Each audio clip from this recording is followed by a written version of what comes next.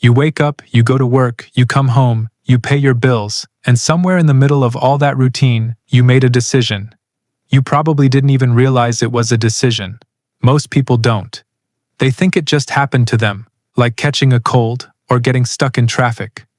But this one choice, this single pattern you locked yourself into, is quietly running your entire life right now. It's deciding how much freedom you have, how much stress you carry, and how many options are actually available to you when something goes wrong. And the wildest part? You can reverse it, but most people won't, because they don't even see it happening. Let's talk about what this decision actually is. It's not about picking the wrong career, or marrying the wrong person, or buying the wrong house. It's deeper than that. It's about how you structure your life around money, and more specifically, how you let money structure your life around obligations you can't easily escape. Every month you have money coming in and money going out. That's obvious. But the decision that follows you forever is this. Do you build your life around fixed costs that you must pay no matter what, or do you build it around flexibility that lets you adapt when things change? Most people choose the first option without even knowing they chose it. They sign up for car payments, subscription services, phone contracts, lease agreements, and mortgages that stretch them to the edge of what they earn. And once those commitments exist, they become the baseline. Your income doesn't feel like your income anymore. It feels like the leftover amount after all the mandatory payments disappear. Here's why this matters more than almost anything else. When your life is built on high fixed costs, you lose the ability to make decisions. You can't leave a job you hate because you need the paycheck to cover the payments. You can't take a risk on a new opportunity because the gap between paychecks might sink you. You can't say no to extra hours, bad managers, or toxic work environments because your expenses are locked in and they don't care about your happiness. You are trapped, not by lack of talent or lack of ambition, but by a structure you created without realizing it was a trap. And that structure doesn't just affect your career.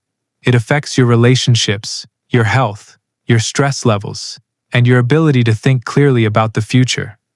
When you're constantly worried about making the next payment, you can't think long-term. You're stuck in survival mode, even if you're making decent money. Now let's compare that to the opposite approach. Imagine someone who earns the same amount as you but deliberately keeps their fixed costs low.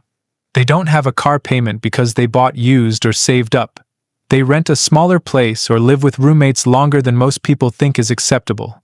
They avoid subscriptions that auto-renew, and they question every recurring charge. They're not cheap and they're not miserable.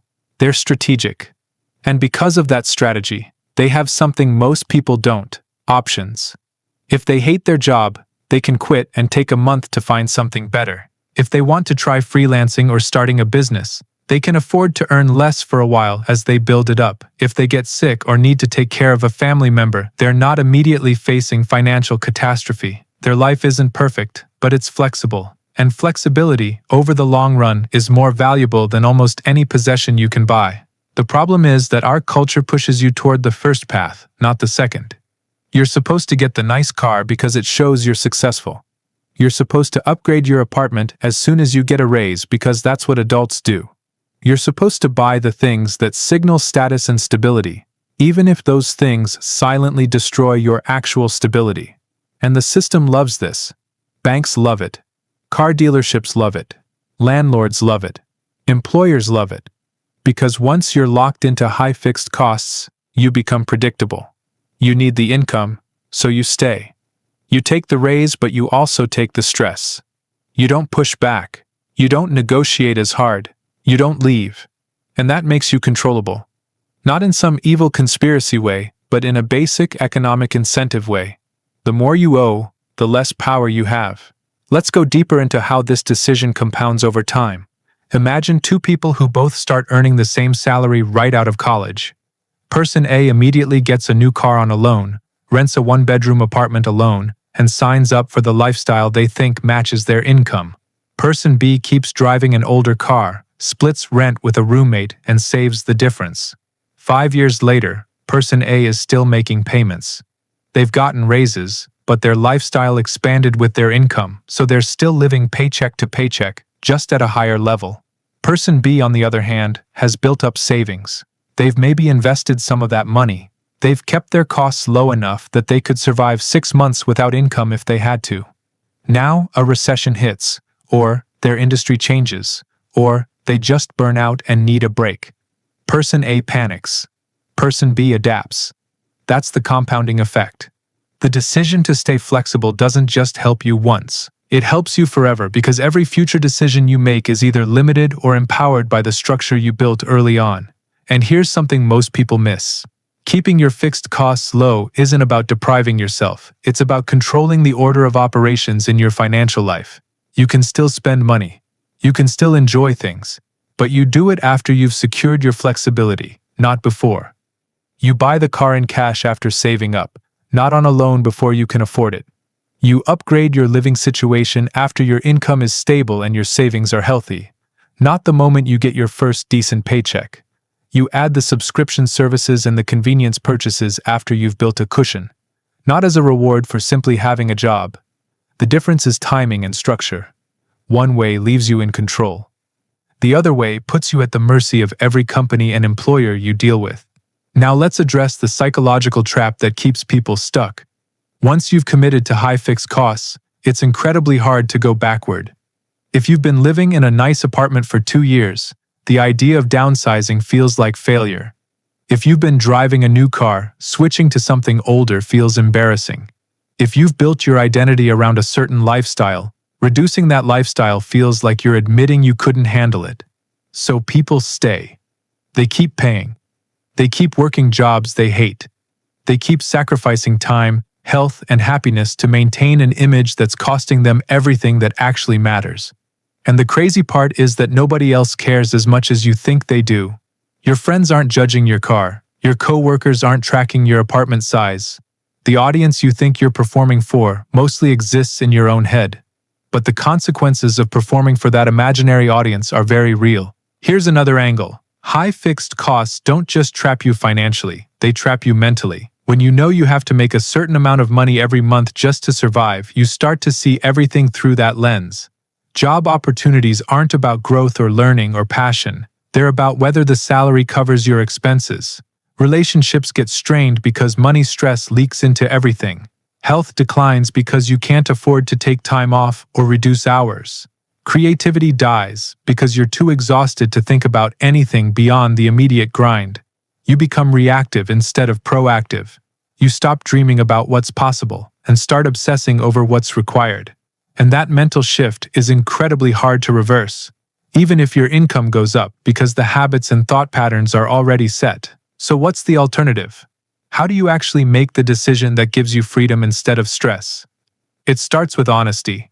You have to look at your current expenses and ask which ones are truly necessary and which ones are just normalized. You have to separate your needs from your wants, and then you have to separate your wants from what you think you're supposed to want. That car payment might feel necessary, but is it, or did you just accept it as normal because everyone else has one? That rent might feel like the minimum for a decent life, but is it? Or could you tolerate a smaller place or a roommate for a couple of years to build a foundation? That subscription service might seem harmless, but when you add up 10 of them, are they actually enhancing your life or just quietly draining your account? The goal isn't to live like a monk. The goal is to build a life where your money works for you instead of you working for your money. Here's a practical framework. Imagine your life as a budget divided into 3 categories: fixed costs, variable costs, and freedom money. Fixed costs are the things you must pay every month no matter what. Variable costs are things you need but can adjust, like groceries or gas. Freedom money is what's left over after both of those, and it's the most important category because it gives you options. The decision that follows you for life is really about what percentage of your income goes into fixed costs. If it's 70 or 80%, you're trapped. If it's 40 or 50%, you have room to breathe. If it's 30% or lower, you have serious freedom. Most people never think about this ratio. They just add fixed costs whenever they can afford the next payment, and they wonder why they always feel stressed even as their income grows. Let's bring this back to the bigger picture. The decision we're talking about isn't just about money, it's about control.